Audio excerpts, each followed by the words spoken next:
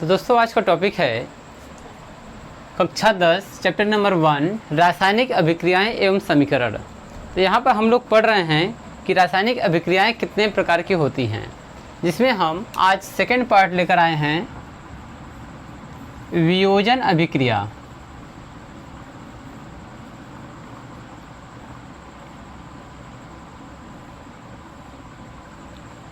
इसके पहले हम लोगों ने संयोजन अभिक्रिया पढ़ा था। संयोजन अभिक्रिया में दो या दो से अधिक तत्व, यौगिक या अभिकारक मिल करके एकल उत्पाद का निर्माण कर रहे थे, उसे हम संयोजन अभिक्रिया कहते थे। परंतु यहाँ पर वियोजन अभिक्रिया में एकल उत्पाद अपने मूल अवयव या फिर कई छोटे छोटे यौगिकों में विखंडित होगा, यानी कि टूटेगा या वियोजित होगा, उसे कहते हैं वियोजन अभिक्रिया। तो देख लेते हैं इसका डिफिनीशन। वह रासायनिक अभिक्रिया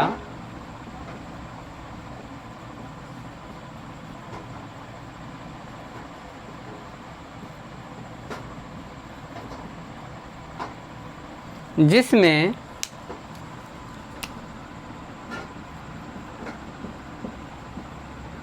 यौगिक बाह्य कारकों के प्रभाव द्वारा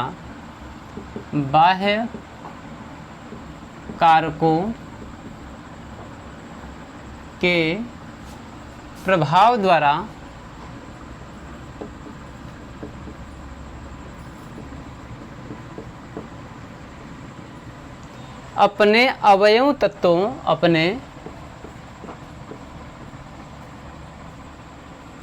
अवयवी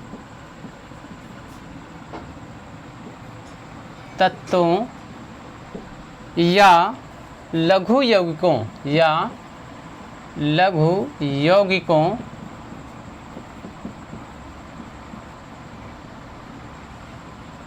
में अपघटित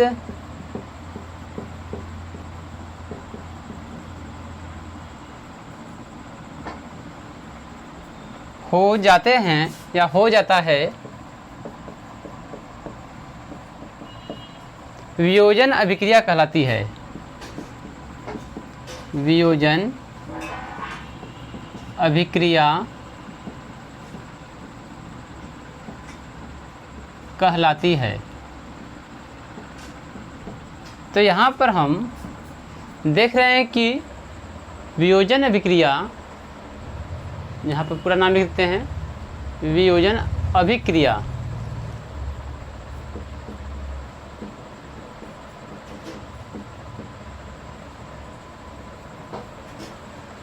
वह रासायनिक अभिक्रिया जिसमें यौगिक बाह्य कारकों के प्रभाव द्वारा अपने अवयवी तत्वों या लघु यौगिकों में अपघटित हो जाता है, वियोजन अभिक्रिया कहलाती है।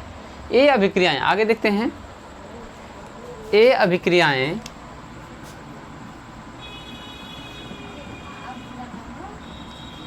अभिक्रियाएं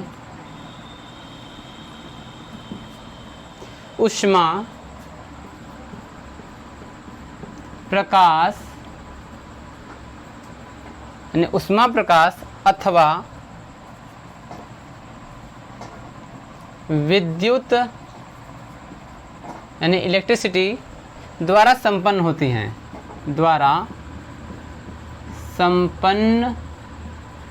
होती हैं, तो वियोजन अभिक्रिया यह ऊष्मा के द्वारा, प्रकाश के द्वारा या विद्युत अपघटन द्वारा संपन्न होती हैं।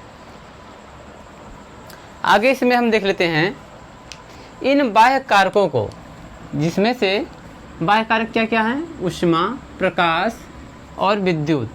तो लिखेंगे इन बाह्य कारकों को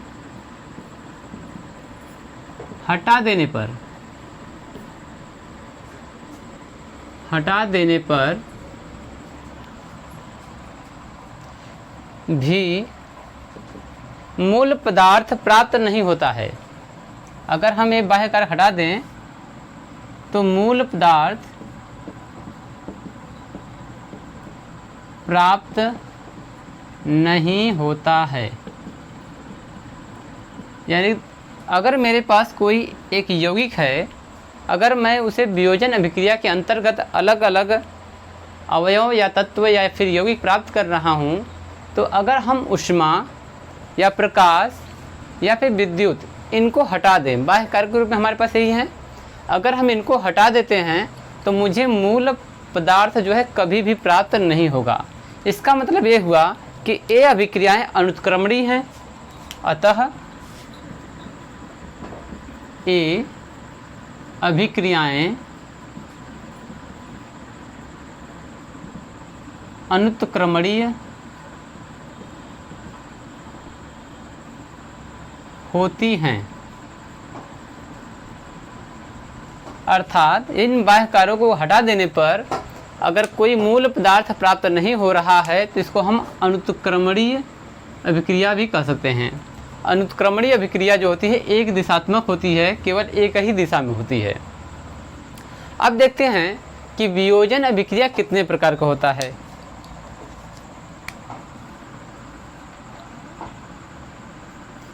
वियोजन अभिक्रिया, तो यहाँ वियोजन अभिक्रिया को हम 3 भागों में डिवाइड करते हैं। फर्स्ट, सेकेंड और थर्ड। पहला है ऊष्मीय अपघटन या ऊष्मीय वियोजन। पहला रहेगा ऊष्मीय अपघटन।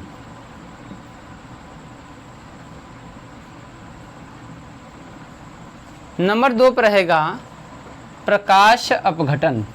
प्रकाश अपघटन। और नंबर 3 पर रहेगा विद्युत अपघटन। तो यहाँ पे टोटल जो है वियोजन अभिक्रिया को 3 भागों में डिवाइड किया गया है। ऊष्मीय अपघटन, प्रकाश अपघटन, विद्युत अपघटन। तो इनको हम बारी बारी से डिटेल में देखते हैं कि इनकी डिफिनीशन क्या होता है और एग्जाम्पल इसमें क्या बनेगा।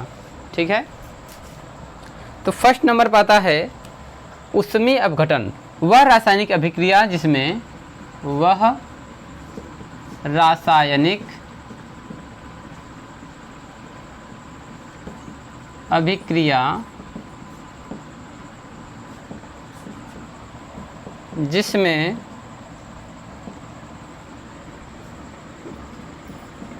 यौगिक ऊष्मा के द्वारा, यानी ऊष्मा के द्वारा 2 या 2 से अधिक 2 या 2 से अधिक 2 या 2 से अधिक सरल पदार्थों में अपघटित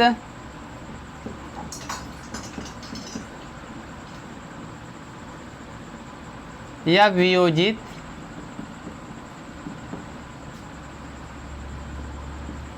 हो जाता है, ऊष्मीय अपघटन कहलाता है। ऊष्मीय अपघटन कहलाता है। तो ऊष्मीय अपघटन में हम देख रहे हैं कि जिसमें ऊष्मा बहुत ही इम्पोर्टेंट है। वह रासायनिक अभिक्रिया जिसमें यौगिक ऊष्मा के द्वारा 2 या 2 से अधिक सरल पदार्थों में अपघटित हो जाता है या वियोजित हो जाता है, ऊष्मीय अपघटन कहलाता है। अब ऊष्मीय अपघटन का एग्जाम्पल देख लेते हैं कि आखिर ऊष्मा के प्रभाव में कौन कौन सा पदार्थ अपघटित होता है। तो फर्स्ट नंबर एग्जाम्पल लेते हैं फेरस सल्फेट 2FeSO4। 2FeSO4, ठीक है। तो यहाँ पर जो फेरस सल्फेट है यह हरा होता है, यह है फेरस सल्फेट। रंग कैसा रहेगा? हरा रहेगा। ठीक है, इसको क्या करेंगे? उष्मा देंगे। उष्मा देंगे तो क्या होने वाला है? तो यह टूटेगा फेरिक ऑक्साइड में, Fe2O3, Fe2O3 ferric oxide, ferric oxide plus यह टूटेगा SO2 यानी sulphur dioxide plus SO3 sulphur trioxide. ठीक है, तो इसका नाम लिख देते हैं, यह है सल्फर डाई ऑक्साइड और ये रहेगा सल्फर ट्राई ऑक्साइड। तो यहाँ पर फेरस सल्फेट जो हरे रंग का है, इसको जब हम उष्मा देते हैं तो यह फेरिक ऑक्साइड में टूटता है और फेरिक ऑक्साइड का जो कलर हो जाएगा वो भूरा हो जाएगा और सल्फर डाइऑक्साइड में टूटेगा और सल्फर ट्राइऑक्साइड में टूटेगा। तो एक उत्पाद उष्मा के प्रभाव में अपने मूल अवयवी यौगिकों में टूट जाता है। यह वियोजन अभिक्रिया का एग्जाम्पल है। एग्जाम्पल नंबर 2 देखते हैं। एग्जाम्पल नंबर 2 में हम संगमरमर लेते हैं, CaCO3, इसे बोलते हैं calcium carbonate. Calcium carbonate, calcium carbonate को हम क्या करेंगे? उष्मा देंगे। उष्मा देंगे तो यह कैल्शियम ऑक्साइड यानी CaO, कैल्शियम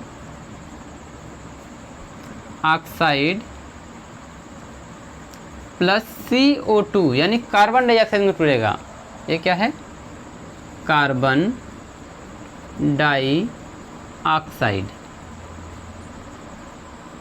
यानी कि उष्मा के प्रभाव से कैल्शियम अपने मूल अवयव यौगिकों में यानी कैल्शियम ऑक्साइड जो शुष्क चूना होता है और कार्बन डाइऑक्साइड में टूट जाएगा या वियोजित हो जाएगा।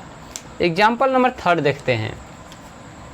थर्ड एग्जाम्पल है 2PbNO3 ट्वाइस। इसको बोलेंगे लेड नाइट्रेट।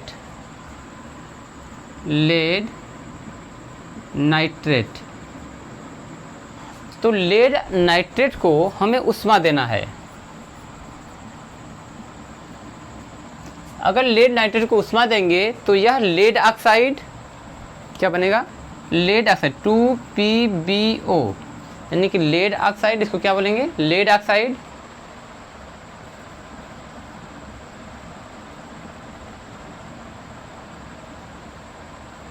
प्लस 4NO2 यानी कि यह है नाइट्रोजन डाई ऑक्साइड प्लस एक अवयव और मिलेगा ऑक्सीजन O2।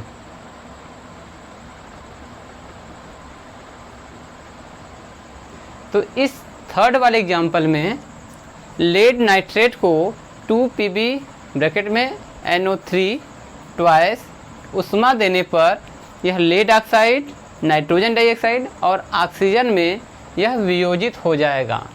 आगे देखते हैं एग्जाम्पल नंबर 4। एग्जाम्पल नंबर 4 में हम लेंगे NH4Cl।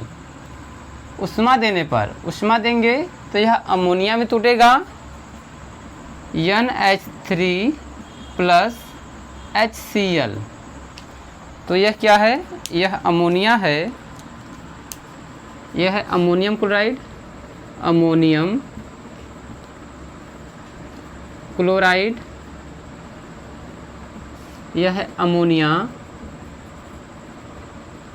यह हाइड्रोक्लोरिक एसिड, हाइड्रोक्लोरिक अम्ल। ठीक है, तो यहाँ पर नवसादर को अगर हम उष्मा देते हैं तो अमोनिया बनेगा और HCl प्राप्त होगा। एक एग्जाम्पल और देखते हैं 2KClO3। इसको ऊष्मा देना है। जब 2KClO3 को ऊष्मा देंगे तो बनेगा 2KCl प्लस, यानी कि पोटेशियम क्लोराइड प्लस 3O2 यानी ऑक्सीजन। यह है पोटेशियम क्लोराइड। तो यहाँ पे टोटल हम लोगों ने देखा कि यहाँ पर 5 एग्जाम्पल के माध्यम से एकल उत्पाद को ले करके हमें ऊष्मा के माध्यम से वियोजित करने पर उत्पाद अपने मूल अवयवी तत्वों में विभाजित हो जाते हैं। तो यहाँ पर आप लोग देखे होंगे कि एक मूल प्रकार मिला जिसमें एक कोई यौगिक था, एक कोई यौगिक है। इस यौगिक को अगर हम ऊष्मा देते हैं या फिर प्रकाश देते हैं या फिर विद्युत अपघटन करते हैं तो यह मूल अवयव यानी B+C में डिवाइड हो जाएगा। अर्थात यानी कि यौगिक जो है वह अलग रहेगा, मूल अवयव दोनों अलग अलग प्राप्त होंगे। तो इसे बोलते हैं वियोजन अभिक्रिया। ये क्या है? वियोजन अभिक्रिया। ठीक है, तो इसको आप नोट कर लीजिए। तब नेक्स्ट आते हैं प्रकाश अपघटन पर।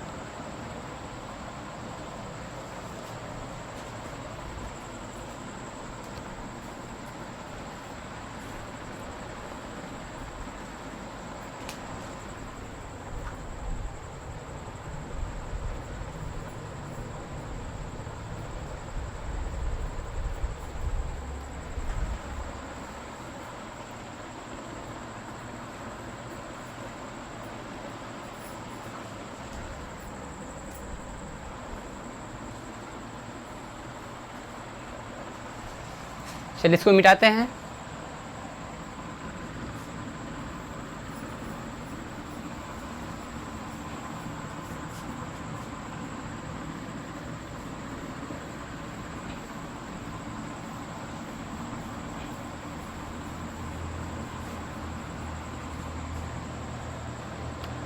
ठीक है, आगे आता है प्रकाश अपघटन। जब वियोजन अभिक्रिया लिखेंगे, जब वियोजन अभिक्रिया सूर्य के प्रकाश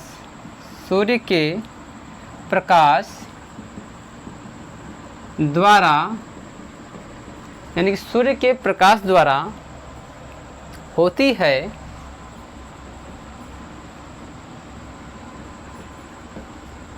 तब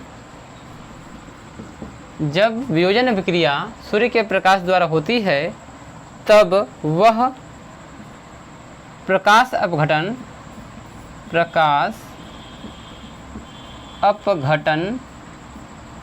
कहलाती है।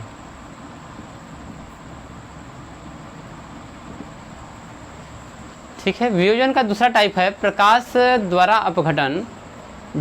जब वियोजन अभिक्रिया सूर्य के प्रकाश द्वारा होती है तब वह प्रकाश अपघटन कहलाती है। ठीक है, इसका एग्जाम्पल देख लेते हैं कि प्रकाश अपघटन में कौन कौन सा एग्जाम्पल आएगा। तो पहला एग्जाम्पल लेते हैं, एग्जाम्पल नंबर 1 हम लेते हैं 2AgCl silver chloride. Silver chloride को जब हम सनलाइट में रखते हैं, सनलाइट का मतलब सूर्य का प्रकाश, तो यह अपने दो मूल अवयवों में टूट जाता है, बनता है 2Ag+Cl2, यानी कि यह सिल्वर और क्लोरीन में विभाजित हो जाता है। जब यह AgCl होता है यानी कि सिल्वर क्लोराइड, तो यह सफ़ेद चूड़ के रूप में होता है। इसका नाम है सिल्वर क्लोराइड, सिल्वर क्लोराइड। तो यह जब विभाजित होगा तो यह बनेगा सिल्वर और यह क्लोरीन। जब यह सिल्वर बनता है यानी कि यह जब सनलाइट पड़ती है इस पर, तो यह सिल्वर जो है ग्रे कलर का हो जाता है। ग्रे मतलब भूरे कलर का। सफ़ेद चूड़ के रूप में था, अब कैसा हो गया, भूरा हो गया। भूरा होना यह दिखाता है कि अभिक्रिया जो है संपन्न हो गई है, कलर में चेंजिंग आ जाता है, जैसा कि हमने पहले वाले वीडियो में देखा था। तो सिल्वर क्लोराइड को सूर्य के प्रकाश में सिल्वर और क्लोरीन में डिवाइड हो जाता है या विभाजित हो जाता है। नेक्स्ट आते हैं दूसरा एग्जाम्पल, एग्जाम्पल नंबर 2। एक हमारे पास एग्जाम्पल है 2AgBr यानी सिल्वर ब्रोमाइड, सिल्वर ब्रोमाइड। यह जो है हल्का पीले कलर का होता है। कलर कैसा रहेगा, हल्का पीला। जब इस पे सनलाइट पड़ेगी, सनलाइट यानी प्रकाश, ये प्रकाश द्वारा हो रहा है, तो बनेगा 2Ag + Br2 यानी कि यह सिल्वर है और यह ब्रोमीन हो जाएगा।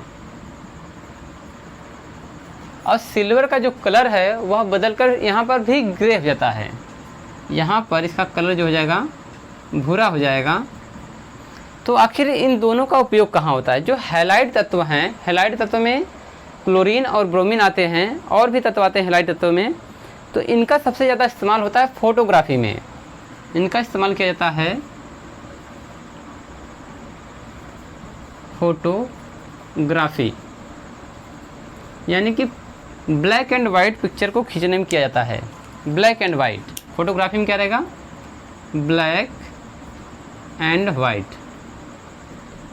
जो पहले ज़माने में किया जाता था ब्लैक एंड वाइट पिक्चर जो बनते थे, वह सिल्वर ब्रोमीन और सिल्वर क्लोराइड पर ही बनता था, जिसमें पिक्चर जो है ब्लैक एंड वाइट यानी सफ़ेद और काले आते थे। तो इसको आप लोग नोट कर लीजिए, यानी कि जब वियोजन अभिक्रिया सूर्य के प्रकाश द्वारा संपन्न होती है या होती है, तब वह प्रकाश अपघटन कहलाती है। यहाँ पर 2 एग्जाम्पल है, सिल्वर क्लोराइड या सिल्वर क्लोराइड और दूसरा है सिल्वर ब्रोमाइड का। दोनों सूर्य के प्रकाश में अपने मूल अवयवों में विभाजित हो जा रहे हैं, तो यहाँ पर जो है वियोजन अभिक्रिया होगी। आते हैं नंबर 3 पर, विद्युत अपघटन। इसको पहले आप लोग नोट कर लीजिए, इसको मिटाते हैं।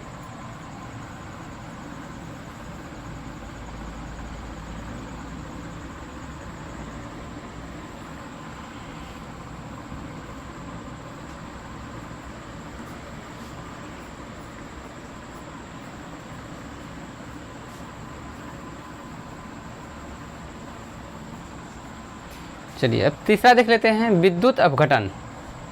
इसको ऊपर ले चलते हैं, यहाँ पर यहाँ से लिखते हैं, वह अभिक्रिया जिसमें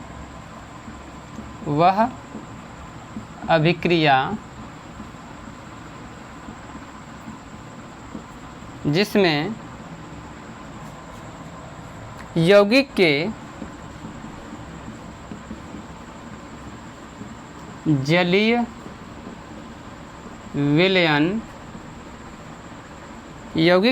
विलयन में विद्युत प्रवाहित, ठीक है, विद्युत प्रवाहित करने पर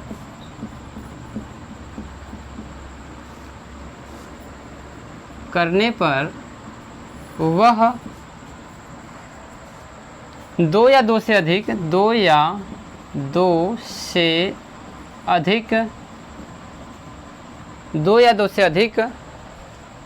सरल पदार्थों में अपघटित को हम क्या लिखेंगे, वियोजित।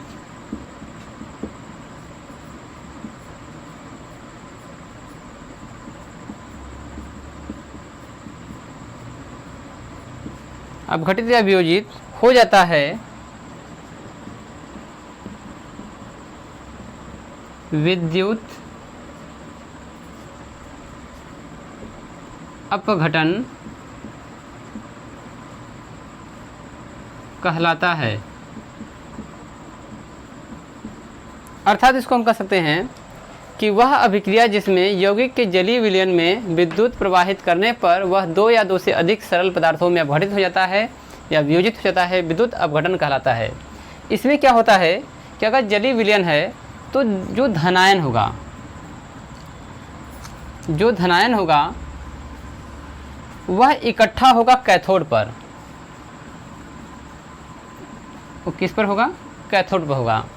और जो ऋणायन होगा वह इकट्ठा होगा एनोड पर। ठीक है, जो धनायन होगा वह कैथोड पर इकट्ठा होगा और जो ऋणायन वाला तत्व होगा वह एनोड पर इकट्ठा होगा। ठीक है, इसका एग्जांपल ले लेते हैं। एग्जांपल नंबर फर्स्ट देखते हैं। ठीक है, यहीं भी देख लेते हैं। ठीक है, एग्जांपल नंबर फर्स्ट हम लेते हैं पानी, यानी 2H2O। हम पानी को जब लेंगे, इस जलीय विलयन में विद्युत अपघटन करेंगे। क्या करेंगे? विद्युत अपघटन। तो यह अपने दोनों मूल अवयव में टूट जाएगा, बनेगा 2H2 + O2, यानी कि यह हाइड्रोजन और ऑक्सीजन में विभाजित हो जाएगा। यह है हाइड्रोजन, यह है ऑक्सीजन। तो यहाँ पर कहा गया है कि अगर यह विभाजित होते हैं तो जो प्लस वाले होंगे वह कैथोड पर आएंगे।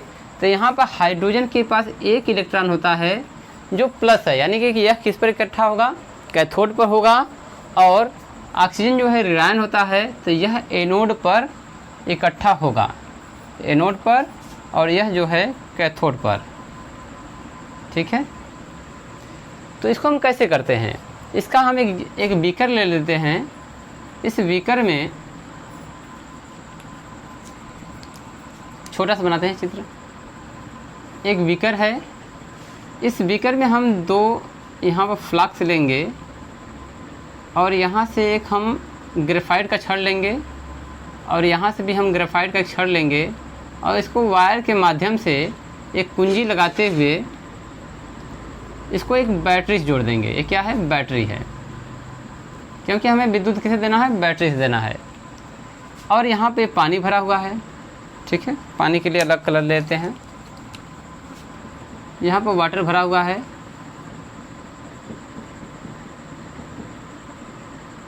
ठीक है, एक किसकी छड़ है? ग्रेफाइट की है, ग्रेफाइट। ठीक है, और ये क्या है? ये है कैथोड, ये है कैथोड, और यहाँ पर ये है एनोड।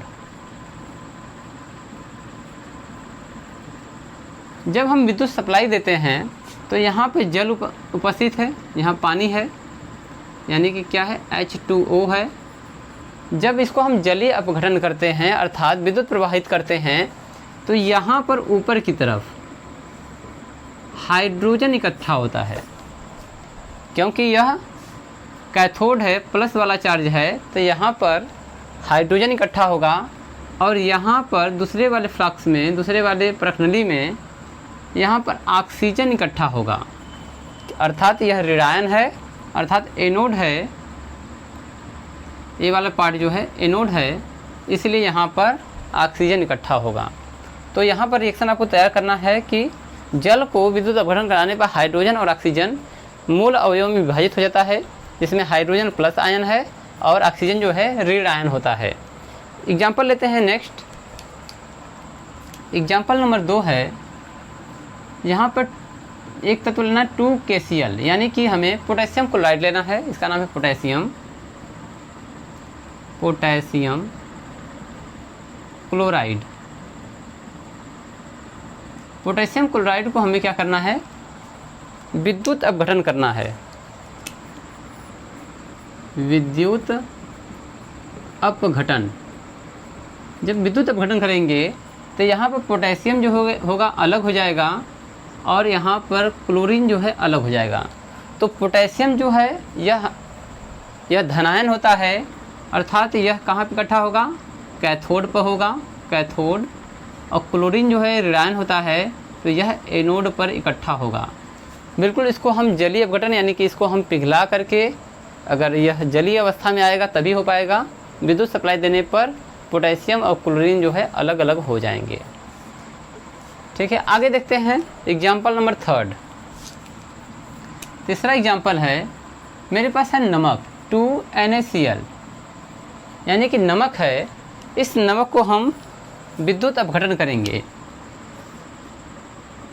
विद्युत देने पर, यहाँ विद्युत लिखते हैं, अपघटन जो है यहाँ पर हो जाएगा, ठीक है। विद्युत अपघटन देने पर यहाँ पर सोडियम जो होता है धनायन होता है 2Na अलग हो जाएगा, यह धनायन चार्ज होता है, और यहाँ पर क्लोरीन जो है Cl2 अलग हो जाएगा, यह धनायन हो गया, यह ऋणायन हो गया। तो यह कैथोड बनेगा, कैथोड पर, यह एनोड पर इकट्ठा होगा, ठीक है। देखिए कैथोड कहाँ पर रहेगा, इस फ्लक्स में कैथोड हमने दाहिनी तरफ बाएं तरफ लिया है, तो इस पर क्या मिलेगा, हमें सोडियम मिलेगा। अब दाहिनी तरफ जो है एनोड है, यानी कि यहाँ पर ऋणायन है, इसलिए यहाँ पर क्लोरीन मिलेगा। तो बारी बारी से इसको पिघला करके इसी प्रकार से हम विद्युत अपघटन प्रक्रिया द्वारा वियोजन अभिक्रिया को हम प्राप्त करते हैं। तो सब मिलाकर बात यही है कि वियोजन अभिक्रियाओं में जब कोई एक यौगिक अपने मूल अवयव में टूटता है तो वियोजन अभिक्रिया कहलाती है। तो मैं आशा करता हूँ कि आपको यह टॉपिक समझ में आया होगा। धन्यवाद।